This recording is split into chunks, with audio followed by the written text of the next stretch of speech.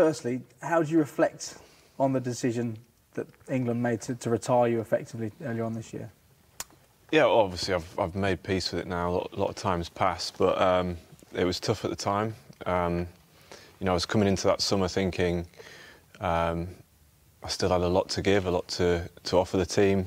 I still felt I was fit and playing well. So when well, it did come as quite a shock at first, but yeah, I feel like I'm the sort of person that probably would have kept playing until I was 50 if I possibly could. So if they obviously they want to look ahead to the future, which I'm obviously fine with, and it was nice that they wanted to keep me around the team as well, and I've enjoyed being part of the setup in a slightly different role.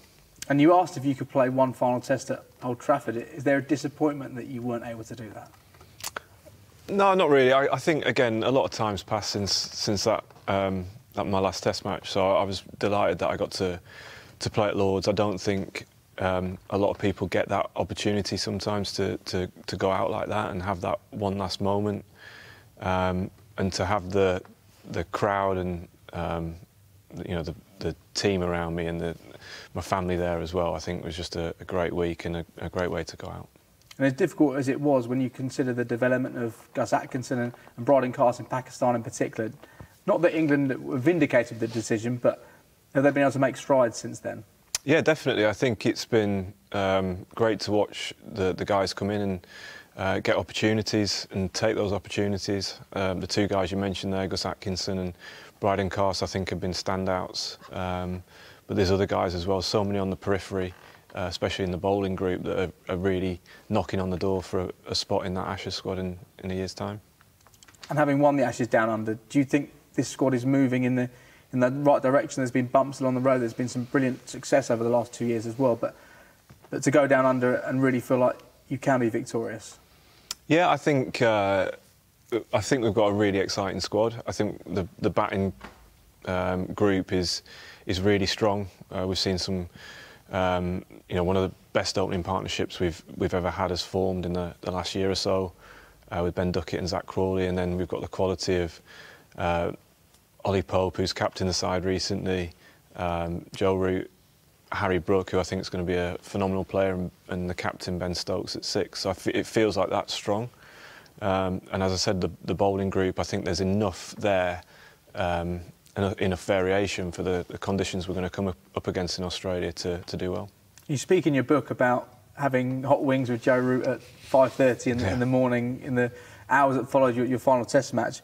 Do you think he's now got the ability, considering what he's done the last few years in particular, to go on and break Sachin's record one day? Yeah, I'd like to see it. To be honest, I think he's just an amazing player. I think he's one of the best batters, if not the best batter in the world at the moment.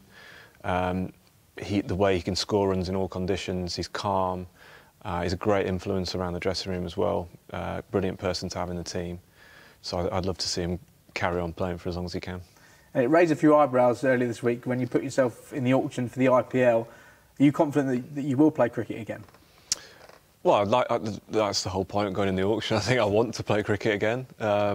Whether I get picked up or not is a different matter. But I think there's definitely a feeling inside me that I've got more to offer in some shape or form. So, however long down the line that might be, in whatever capacity that might be, I'm not sure yet. But I'm really keen to play. I feel really fit. I've been bowling still.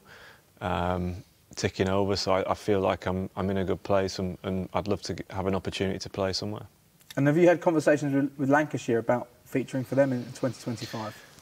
Yeah, ongoing talks. I mean, it's quite difficult at the minute, like with the coaching stuff that I've been doing. I'm trying to find a balance, and still not quite sure which direction I want to go, because I've only been retired sort of 3 or 4 months, so it's kind of, yeah, trying to make those decisions is quite tricky, but it's just sort of day by day and trying to make sure I'm making the best decision, not just for me but for the club as well. Would you like the opportunity to play for them one last time, considering your history over 20 years and being a fan before that as well? Yeah, of course. It's always been something that I've thought about, is playing for Lancashire again. I think I owe a lot to the club for what they did for me growing up and bringing me on and turning me into a really good bowler. And then since I've had a central contract, obviously you don't play too much for your county, so it'd be always whenever I go back to play, whenever I had gone back to play, I always try and have an impact. So yeah, to play again, I think would be really special. And finally, any indication from any of the IPL franchises if they're potentially going to pick you up? Nothing yet. We'll just have to wait and see. Keep my fingers crossed and see what happens.